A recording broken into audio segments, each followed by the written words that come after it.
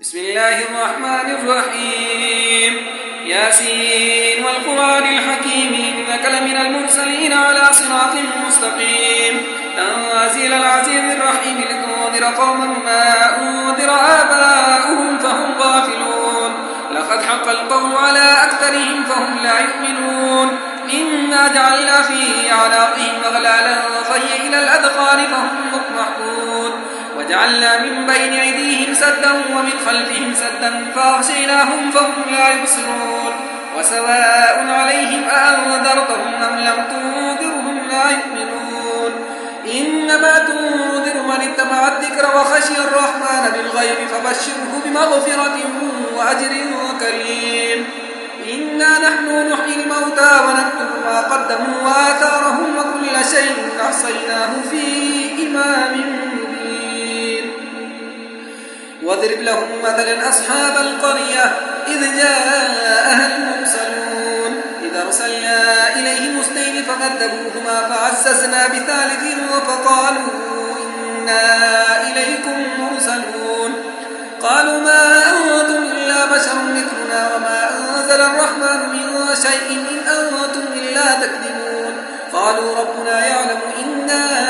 إليكم لمرسلون وما علينا إلا البلاغ المبين قالوا إنا تطيرنا بكم لئن لم تنتهوا لنرجمنكم وليمسنكم منا عذاب أليم قالوا طائركم معكم أئن ذكرتم بل أنتم قوم مسرفون وجاء من أقصى المدينة رجل يسعى قال يا قوم اتبعوا المرسلين اتبعوا من لا يسألكم أجرا وهم مهتدون وما لي لا أعبد الذي فطرني وإليه ترجعون أأتخذ من دونه آلهة إن يردني الرحمن بضر لا تغني عني شفاعتهم شيئا ولا ينقذون إني إذا لفي ضلال مبين إني آمنت بربكم فاسمعون قيل ادخل الجنة قال يا ليت قومي يعلمون بما غفر لي ربي وجعلني من المكرمين وما أنزلنا على قومه من بعده من جند من السماء وما كنا منزلين إن كانت إلا صيحة واحدة فإذا هم خامدون يا حسرة على العباد ما يأتيهم من رسول إلا كانوا به يستهزئون ألم يروا كما أهلكنا قبلهم من القرون أنهم إليهم لا يرجعون وإن كل لما جميع لدينا محضرون وآية لهم الأرض الميتة وحيناها وأخرجنا منها حبا فمنه يأكلون وجعلنا فيها جنات من نخيل وأعناب وفجرنا فيها من العيون ليأكلوا من ثمره وما عملته أيديهم أفلا يشكرون سبحان الذي خلق الأزواج كلها مما تنبت الأرض ومن أنفسهم ومما لا يعلمون وآية لهم الليل نسلخ منه النهار فإذا هم مظلمون والشمس تجري مستقر لها ذلك تقدير العزيز العليم والقمر قدرناه منازل حتى عاد كالعرجون القديم لا الشمس ينبغي لها أن تدرك القمر ولا الليل سابق النهار وكل في فلك يسبحون وآية لهم أنا حملنا ذريتهم في الفلك المشحون وخلقنا لهم من مثله ما يركبون وإن نشأ نغرقهم فلا صريخ لهم ولا هم يوقظون إلا رحمة منا ومتاعا إلى حين وإذا قيل لهم اتقوا ما بين أيديكم وما خلفكم لعلكم ترحمون وما تأتيهم من آية من آيات ربهم إلا كانوا عنها معرضين وإذا قيل لهم أنفقوا مما رزقكم الله قال الذين كفروا للذين آمنوا أنطعم من لو يشاء الله أطعمه إن أنتم إلا في ضلال مبين ويقولون متى هذا الوعد إن كنتم صادقين ما ينظرون إلا صيحة واحدة تأخذهم وهم يخصمون فلا يستطيعون توصية ولا إلى أهلهم يرجعون ونفخ في الصور فإذا هم من الأجداث إلى ربهم ينسلون قالوا يا ويلنا من بعثنا من مرقدنا هذا ما وعد الرحمن وصدق المرسلون إن كانت إلا صيحة واحدة فإذا هم جميع لدينا محضرون فاليوم لا تظلم نفس شيئا ولا تجزون إلا ما كنتم تعملون إن أصحاب الجنة اليوم في شغل فاكهون هم وأزواجهم في ظلال على الأرائك متكئون لهم فيها فاكهة ولهم ما يدعون سلام قولا من رب رحيم وامتازوا اليوم أيها المجرمون ألم أعهد إليكم يا بني آدم أن لا تعبدوا الشيطان إنه لكم عدو مبين وأن اعبدوني هذا صراط مستقيم ولقد ضل منكم جبلا كثيرا أفلم تكونوا تعقلون هذه جهنم التي كنتم توعدون اصلوها اليوم بما كنتم تكفرون اليوم نختم على أفواههم وتكلمنا أيديهم وتشهد أرجلهم بما كانوا يكسبون ولو نشاء لطمسنا على أعينهم فاستبقوا الصراط فأنى يبصرون ولو نشاء لمسخناهم على مكانتهم فما استطاعوا مضيا ولا يرجعون ومن نعمره ننكس في الخلق أفلا يعقلون وما علمناه الشعر وما ينبغي له إن هو إلا ذكر وقرآن مبين لينذر من كان حيا ويحق القول على الكافرين أولم يروا أنا خلقنا لهم مما عملت أيدينا أنعاما فهم لها مالكون وذللناها لهم فمنها ركوبهم ومنها يأكلون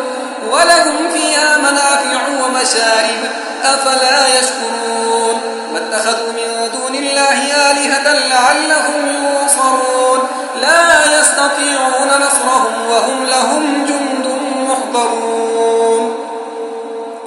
فلا يحزنك قولهم إنا نعلم ما يسرون وما يعلنون أولم ير الإنسان أنا خلقناه من نطفة فإذا هو خصيم مبين وضرب لنا مثلا ونسي خلقه قال من يحيي العظام وهي رميم قل يحييها الذي أنشأها أول مرة وهو بكل خلق عليم الذي جعل لكم من الشجر الأخضر نارا فإذا أنتم منه توقدون أوليس الذي خلق السماوات والأرض بقادر على أن يخلق مثلهم بلى وهو الخلاق العليم إنما أمره إذا أراد شيئا أن يقول له كن فيكون فسبحان الذي بيده ملكوت كل شيء وإليه ترجعون أعوذ بالله من الشيطان الرجيم بسم الله الرحمن الرحيم إذا وقعت الواقعة ليس لوقعتها كاذبة خافضة رافعة إذا رجت الأرض رجا وبست الجبال بسا فكانت هباء منبثا وكنتم أزواجا ثلاثة فأصحاب الميمنة ما أصحاب الميمنة وأصحاب المشأمة ما أصحاب المشأمة والسابقون السابقون أولئك المقربون في جنات النعيم ثلة من الأولين وقليل من الآخرين على سرر موضونة متكئين عليها متقابلين يطوف عليهم ولدان مخلدون بأكواب وأباريق وكأس من معين لا يصدعون عنها ولا ينزفون وفاكهة مما يتخيرون ولحم طير مما يشتهون وحور عين كأمثال اللؤلؤ المكنون جزاء بما كانوا يعملون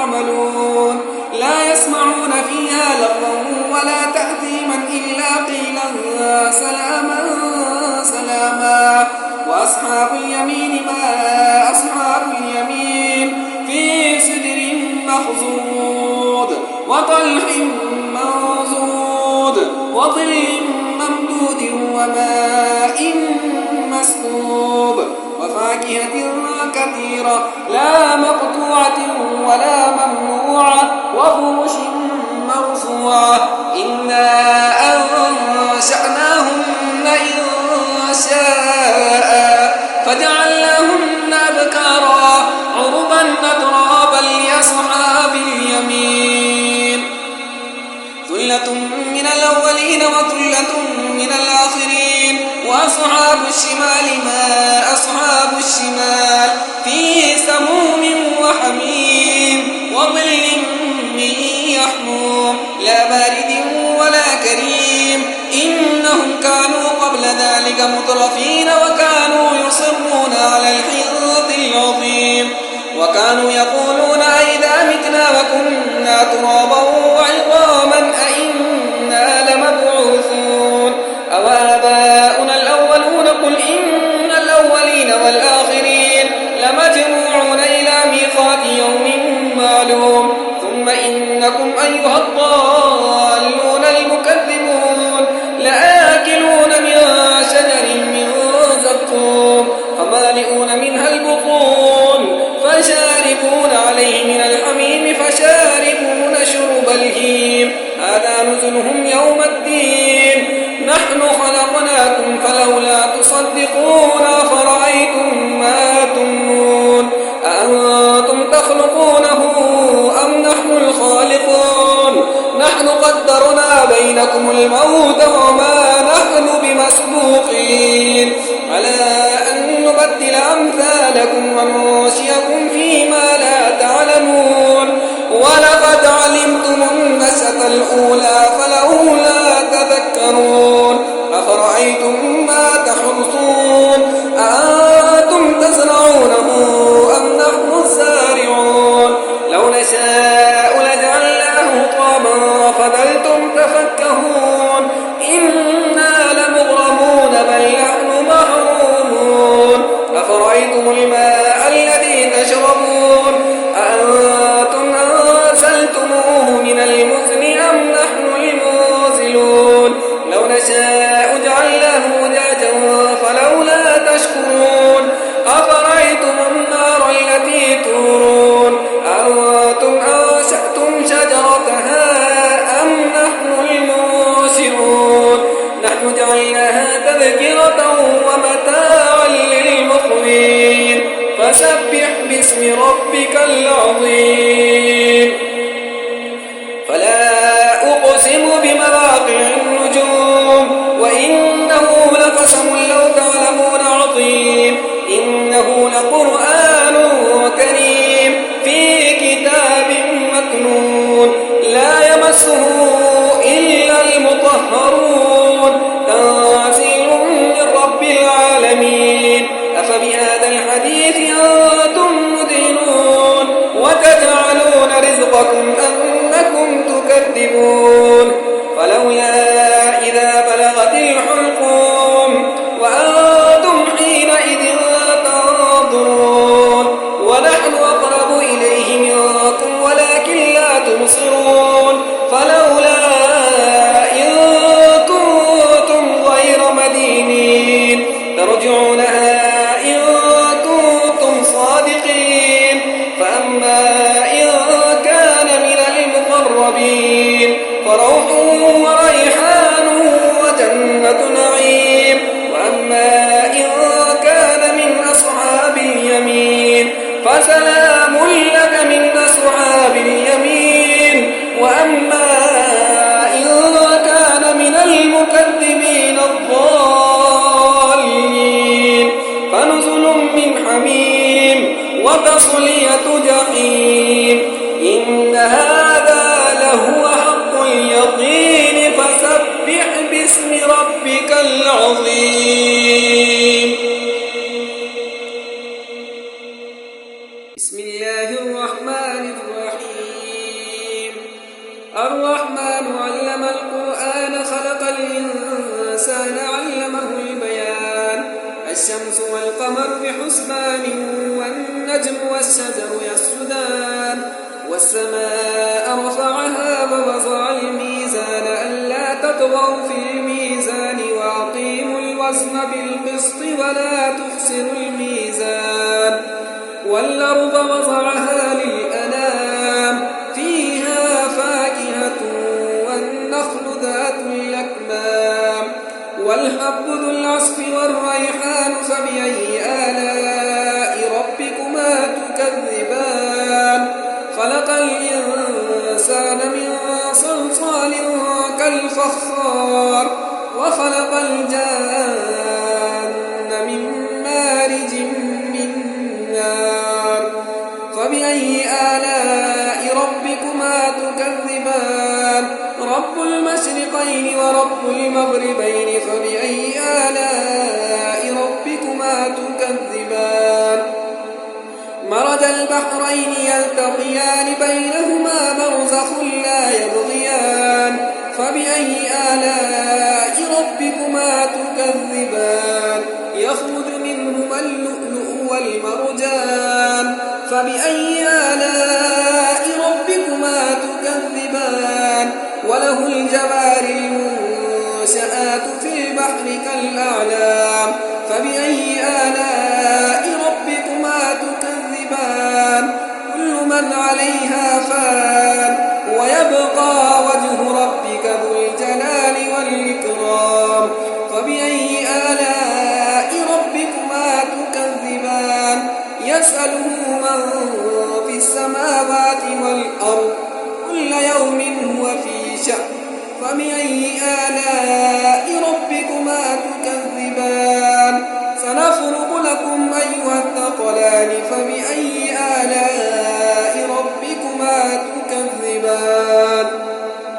يا معشر الجن والإنس إن استطعتم أن تنفذوا من أقطار السماوات والأرض فانفذوا لا تنفذون إلا بسلطان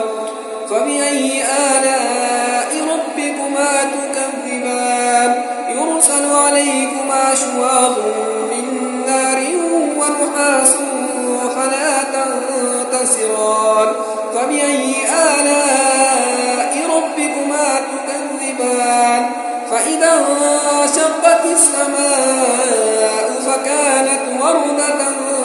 كالدهان فبأي آلاء ربكما تكذبان فيومئذ لا يسأل عن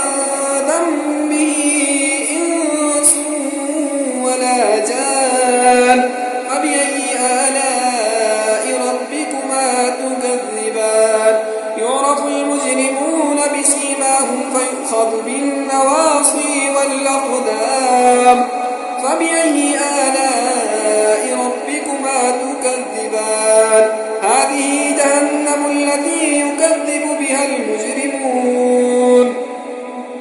يطوفون بينها وبين حميم آن فبأي آلاء ربكما تكذبان ولمن خاف مقام ربه جنتان فبأي آلاء ربكما تكذبان ذواتا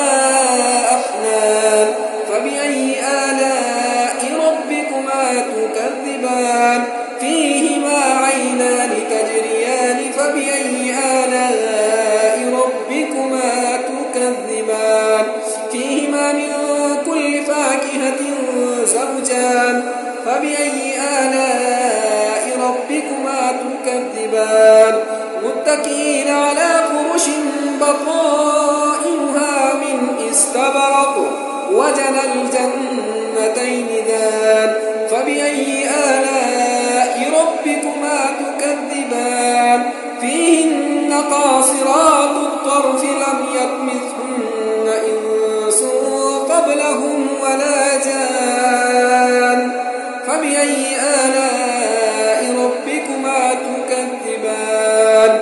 كأنهن الياقوت والمرجان فبأي آلاء ربكما تكذبان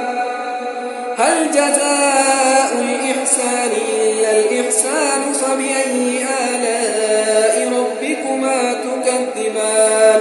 ومن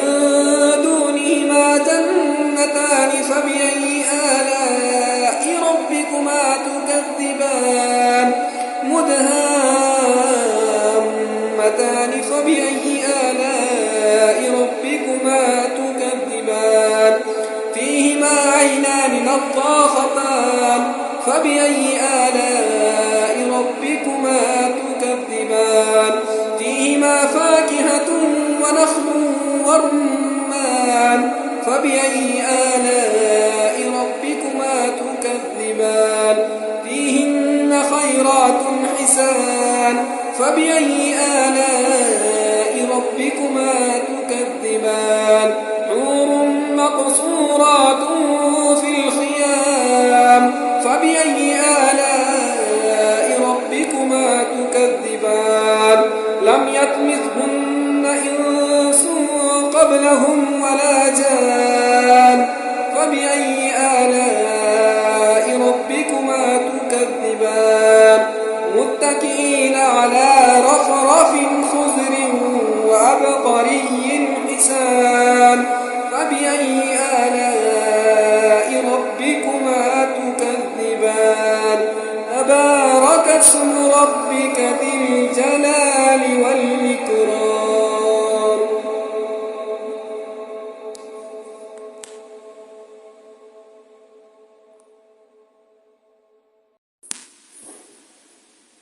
أعوذ بالله من الشيطان الرجيم. بسم الله الرحمن الرحيم.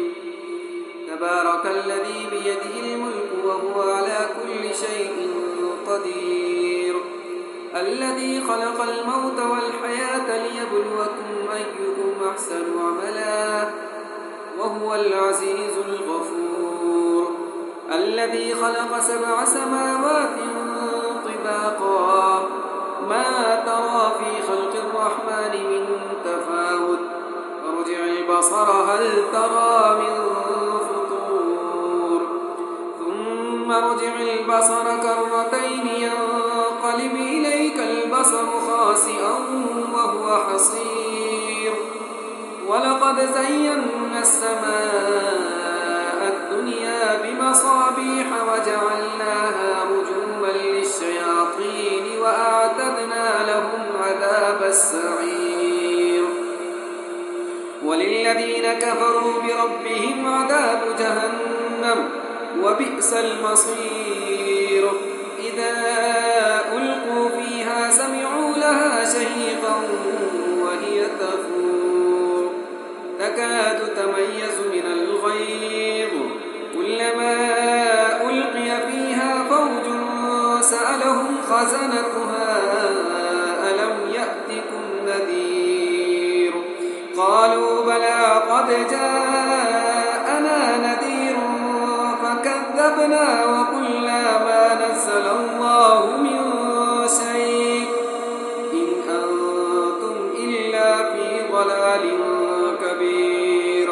وقالوا لو كنا نسمع أو نعقل ما كنا في أصحاب السعير فاعترفوا بذنبهم فسحقا لأصحاب السعير. إن الذين يخشون ربهم بالغيب لهم مغفرة وأجر كبير.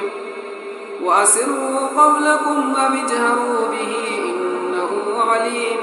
بذات الصدور. ألا يعلم من خلق وهو اللطيف الخبير.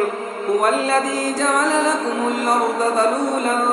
فامشوا في مناكبها وكلوا من رزقه وإليه النشور. أأمنتم من في السماء أن يخسف بكم الأرض فإذا هي تمور أم أمنتم من في السماء أن يرسل عليكم حاصبا فستعلمون كيف نذير. ولقد كذب الذين من قبلهم فكيف كان نكير. أولم يروا إلى الطير فوقهم صافات ويقبض ما يمسكهن إلا الرحمن إنه بكل شيء بصير. أمن هذا الذي هو جند ينصركم من دون الرحمن إن الكافرون إلا في غرور أمن هذا الذي يرزقكم إن أمسك رزقه بل لجوا في عتو ونفور أفمن يمشي مكبا على وجهه يهدى أمن يمشي سويا على صراط مستقيم قل هو الذي أنشأكم وجعل لكم السمع والأبصار والأفئدة قليلا ما تشكرون قل هو الذي ذرأكم في الأرض وإليه تحشرون ويقولون متى هذا الوعد إن كنتم صادقين قل إنما العلم عند الله وإنما أنا نذير مبين فلما رأوه زلفة سيئت وجوه الذين كفروا وقيل هذا الذي كنتم به تدعون قل أرأيتم إن أهلكني الله ومن معي أو رحمنا فمن يجير الكافرين من عذاب أليم قل هو الرحمن آمنا به وعليه توكلنا فستعلمون من هو في ضلال مبين قل أرأيتم إن أصبح ماؤكم غورا فمن يأتيكم بماء معين صدق الله